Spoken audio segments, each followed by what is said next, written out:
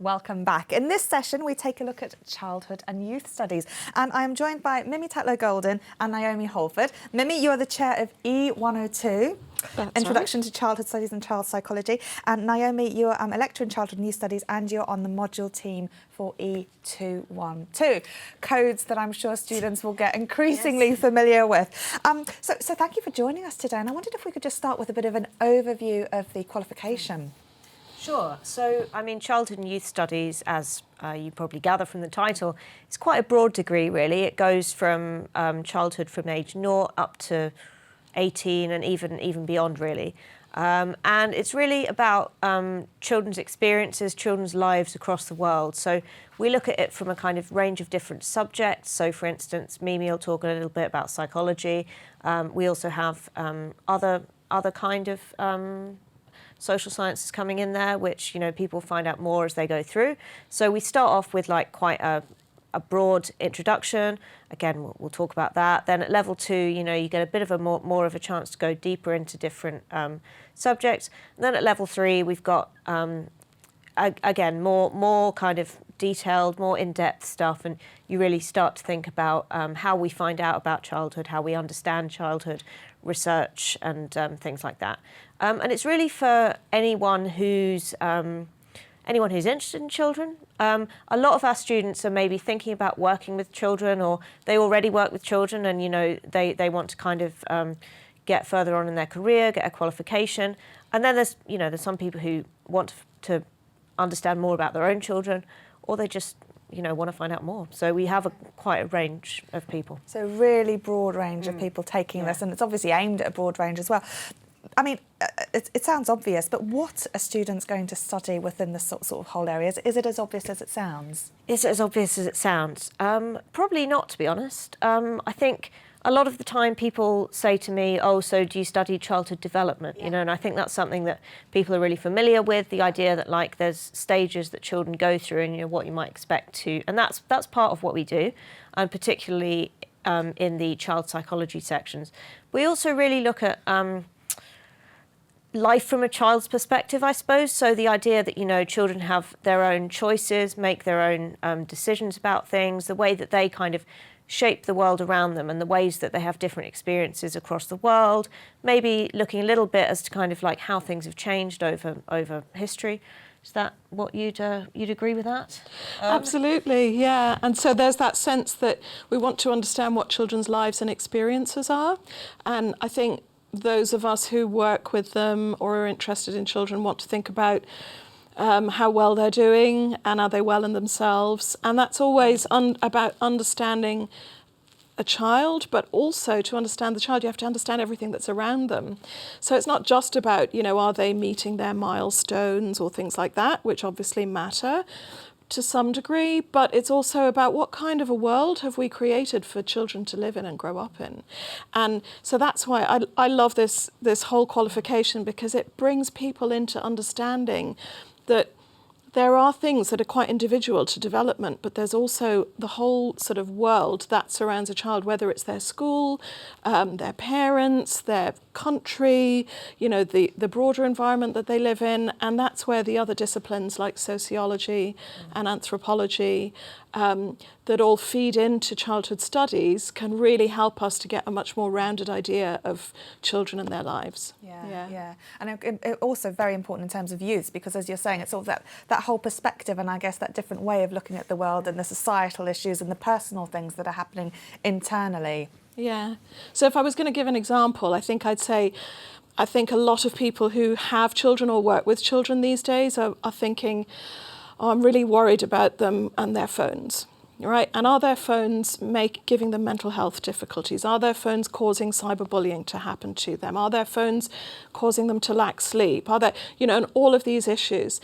And when you study childhood and youth studies, what you'll learn is the different ways that different kinds of knowledge work to explain that. So you might understand that, yes, using a phone might cause children to have somewhat disrupted sleep, but the research isn't that strong in that area. Or you might understand that you know, it really depends on the kinds of rules and expectations that are around a child. So, for example, what age do they go to secondary school at? And that can trigger when they get their first smartphone, and then a whole host of other behaviours. So it's like understanding what their worlds are like in that sort of contextual way is something that you're going to do on this programme. Okay, Yeah. brilliant. Now, you mentioned a really broad basis, and I think this is lovely because sometimes, you know, you think you've got an idea about what you want to do, but it's really nice to see different ways, different methods, and different areas as well. So E102, which is Introduction to Childhood Studies and Child Psychology, is a really, really broad module, and you're really excited about it. Yes, I am. So I can say a little bit about it. It's probably it's massive. There's loads and loads and loads of people taking it, which is really great. And you know, it just makes it so much more exciting with the range of people on it. We really start from the position that, you know, you don't know much about this at all. You know, that's what the OU's there for, right? You know, people maybe, you know, didn't do too well at school, or you might have come through, you know, different routes. So we really start off by saying, okay, you know, we're starting from the start, and that's something that's kind of woven through the module. So we work on like developing your skills, start off slow. But yeah, I mean, it's quite a broad base, which I think. And you're chair of the module, so obviously you're probably more super excited about it. But what sorts of things do you think students can most look forward to? Well, I think that we take people really kind of, as Naomi was saying, we take people sort of almost step by step by the hand, if you like. So when you first show up on E102, you don't need to have any experience of anything, and you don't need to be worried about assessment is going to be really scary, because it all happens in really small stages. So as an example, because I know it's not that I actually think the assessment is the most important thing, but I know people do worry about it. Yeah. So for example, the first assessment, or TMA as we call them at the OU, that you do on E102 is only worth 10% of your overall score for the module. So you get a chance to have a go at writing an assessment and getting some feedback from your tutor, crucially. So you've got all that learning from just having a go, and it gives you a guidance on how am I doing, but it doesn't sort of give you that fright of thinking, oh, this is going to affect my grade and will I pass or not. It doesn't matter in that way. And the other thing I really like about our first TMA on 102 is that it asks you about your experience. So it says, why are you interested in this area? And how does your interest link in to what we've been talking about in this first couple of months of study? And so it asks you to build that bridge between your life and your interests to what are we learning about here? And our experience has been that students really like that way of connecting up what's meaningful to them into what are we learning about in the module. And it gives you a chance to start writing without worrying too much about the academic style of writing, you know, because you get to talk about yourself and your interests. And the other reason I love this TMA is that we find that the tutors really can pick up on what students' own interests are and what motivates them, and that helps them to build a relationship with one another, because, you know, our tutors are so important, and the relationship that you build with your tutor as a student at the OU is one of the really, really special things that we can offer here. Yeah. I was talking to Claire and Kieran earlier today, and we were talking about the importance of understanding the assessment strategy, so you understood the weighting, both in the module, like you were saying, it's only worth 10% early doors, and also we were saying that, you know, at level 1 it doesn't matter, you just have to pass. Level 3 is where the grades sort of count towards your classification, but level 1 is this opportunity and space to learn new things. Right. And your tutor will really teach you. You know, as long as you make yourself available to them, and as long as you as a student sort of engage to some degree with, you know, whether it's the tutor forum or you go to the tutorials, because there is extra learning to be had there. We know that it's not for everybody, and you don't have to go to a tutorial and say stuff, you know, it's not obligatory, and you don't have, so because for some people that feels too scary at the outset, but you will, you know, you'll be open to more points of view and more insights from your tutor if you go along, whether it's face-to-face or online. So I think I'm really enthusiastic about E102 for that reason, because it gives people a really easy step into this whole process of learning at university level. And I mean, this isn't just my own enthusiasm. I know we get this in feedback from students, and they tell us they really like the way that E102 gives them a set of skills that are embedded in the content that we learn through the module. And so they take you through all the bits and pieces that you have to learn step by step, kind of like having somebody sit down next to you and say, okay, look, this is what you need to do now. And have a look at this part of this page and see what do you think is meaningful about this phrase. And so it's really that kind of detailed, and it means that you just work your way through, and it's like having a friend sitting next to you and saying, oh, highlight that bit there. Yeah. Okay, brilliant. Now, we asked people at home what their intentions were after they'd studied. So let's have a look and see what they said.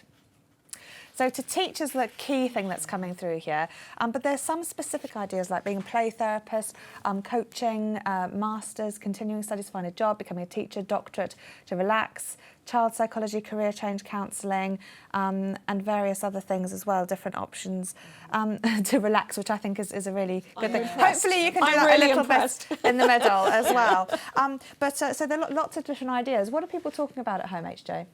There's quite a lot we're talking about. There's a lot of people, which I'm pleased to see, is studying E102 in this session. So came exactly to the right place. We've got Helen, Cheryl, Louise, Julie, Hannah and Catherine are doing E102 and E100, the psychology module, which is really nice to see together. And Ebony did E102 a couple of years ago as part of the Certificate of Higher Education, and now is going into the degree doing E103. We've had quite a good conversation about what people want to do with their study, haven't we? Yeah, there's been a lot of comments about how some people have a defined career path already and some people don't, and some people are just kind of waiting and seeing what happens. And it's a good idea to kind of go back to what we were talking about in an earlier session about the careers as well, and talking to the career service about that. But there's some really good kind of, we're just going to sit back and wait and just see how it goes. And I know when I studied E102, I actually didn't think I was going to enjoy it. That was the module I was least looking forward to.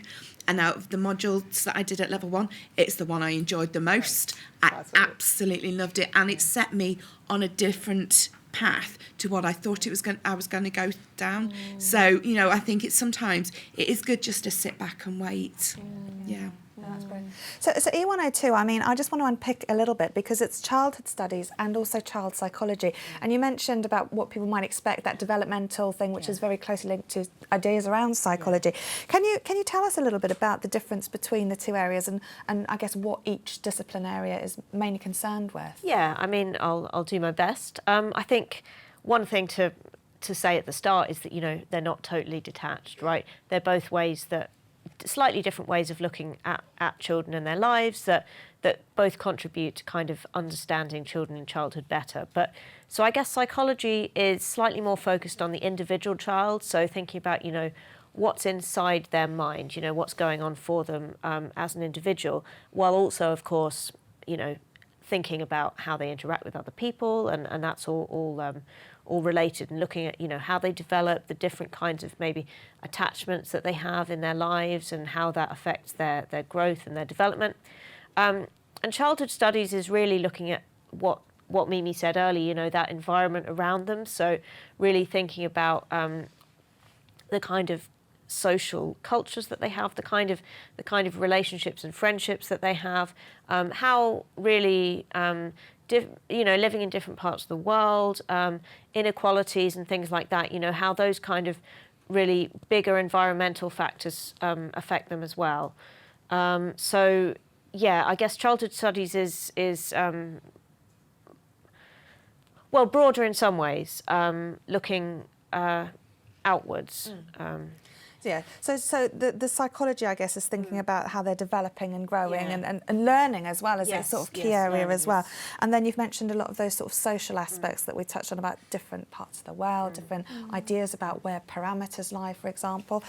So those are really good. And is it important then that students sort of recognise when they're doing one or the other, or is it really merged in the module? Now, this is a top Mimi question, isn't it, Mimi? This is Mimi's favourite topic. So You have to be quick, Mimi, because I've got a lot to cover.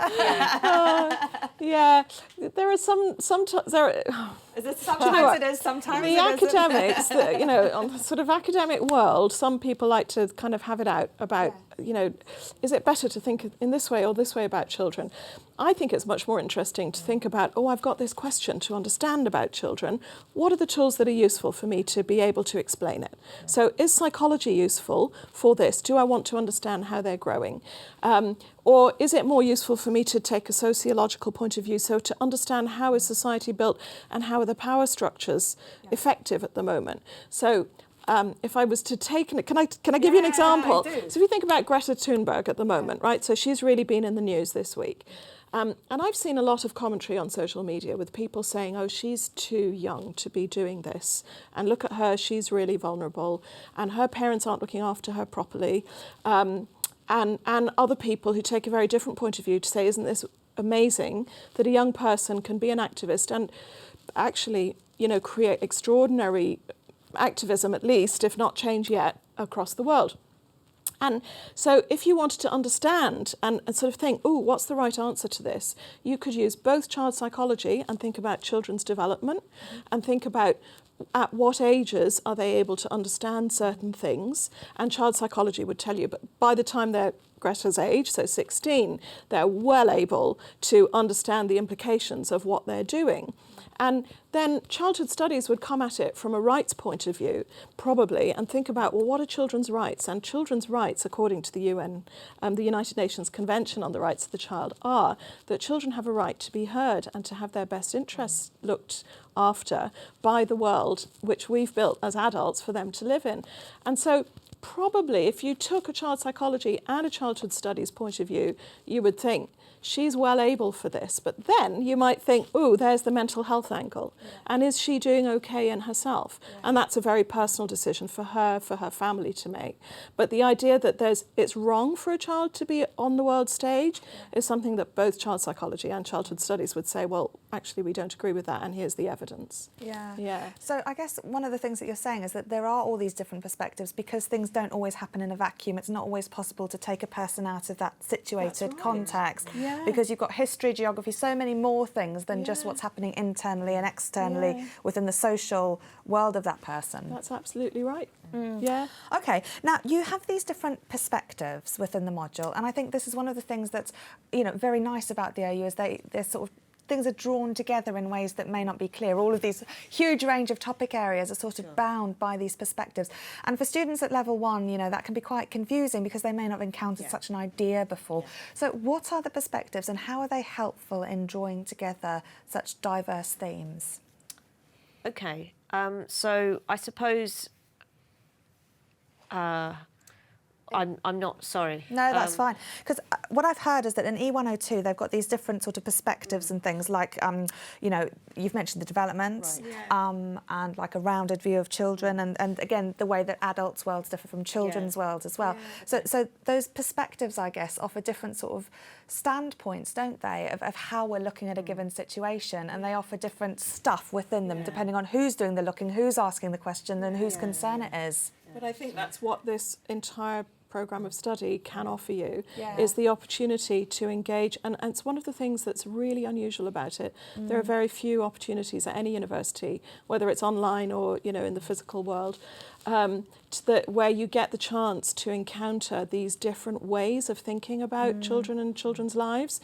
So like Sarah was saying earlier, that she started off thinking, I won't want to do this. The opportunity that it offers you is to sample different ways of learning and thinking and different kind of ways of meaning about what it is to be a child and what the world does for them. And those perspectives will help you understand what motivates you most, what's most interesting for you, and what you want to take forward in your study then. And then at level 2, I guess things get a lot more complex, don't they? And perspectives can take on a whole new different meaning. What's different then at level 2 compared to the broadness of level 1? Well, I guess it goes deeper in a sense. So what we have at level 2, we've got the compulsory module E212 Childhood, which is the module I'm chair of, and that really takes the childhood study sides of things further. So again, it looks at these different ways of asking questions, you know, what's the best way to think about? And I guess how those ways of thinking like affect the kind of treatments we give children, you know, the way that adults are towards children. You know, there's a lot of things I think that we take for granted about childhood. You know, we assume we know what's right for them. Maybe we think, you know, childhood now is really different from how it was in the past, and that might be better or worse depending on our point of view. So I suppose one of the things that we ask people to think about in E212 is, okay, sure, things are different than in the past, but how are they? And, you know, like, why do we think, what do we think is a good childhood, and why do we think it's a good childhood, and sort of what different ways how we can go about making it better, but also, you know, what are the kind of assumptions that we've got baked into that? You know, do we think what we think because, you know, we live where we live and we grew up where we grew up? You know, how is that? Is it going to be really different if you were born somewhere else? You know, or you were born 100 years ago, or you were born 50 years into the future?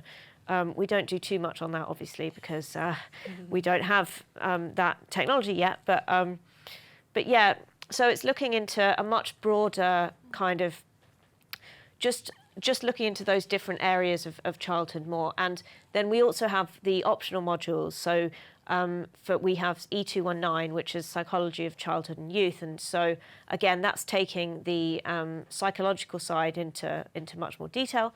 And then we also have KE206, which is working with children and young people. So for people who are sort of interested in working with children or youth work or anything along those lines, that's sort of thinking about how to build relationships with children, how you can, you know, different practice settings, different ways of working with. So, yeah, I guess it's just about building on what you did at level 1, but going into it more. More detail, Yeah. and at a deeper level. Exactly, at a deeper level. Yeah. Excellent. Sounds really exciting, and I think everyone's sort of really enthusiastic, aren't they? Yeah, a lot of people are excited to start, and a lot of people are thinking about their placements as well, so how they can put it into practice. I know Nicola's approached her local school where her niece and nephew go to, and she's going to speak to her tutor about that as well, depending on how that goes. So, yeah, I mean, what I've said from being in other modules is not to worry too much about the placement. You do need it, but don't worry about it. Make sure you talk to your tutor. You know, make sure you keep talking to your tutor. But try and get into, because I know that in the level 1 modules there are other options if you can't get it. But ideally, you do need to have. Just very quickly come back on that, and then we need to end the session. Sure. Yeah. No, just to say that does depend very much on which module you're doing. So I'm sure you know, but just in case anybody's, you know, freaking out that they haven't got one. Yeah. Where can I get some prints? Yeah. And I think that's one final point that I would love to make is don't panic if you think there are people on forums who are saying all kinds of things that sound like they know everything about what they're doing. Because maybe they know lots, but you're here to learn and you're going to be taken through it step by step, and it's going to be fine as long as you show up and do your bits and pieces. So don't let the other people who may be posturing a bit or in a different place in their learning journey, you know, so don't let that worry you, because we're here to support you in your learning. Perfect. Well, thank you both so much. That's been really, really wonderful introduction. Our next session is going to be about evidence-informed practice. So that's going to be really interesting. And again, thinking about the relationship between stuff we know and then what we can do. So I'm really looking forward to that session also. But before we do that, we're going to show you a little bit about our wonderful campus here at Milton Keynes. So we've got our campus tours with Dan Weinbrunn, who's going to show me some of the interesting features around campus and tell us a little bit about the history of the OU. So enjoy that video, and I'll see you back for our next session in a few minutes.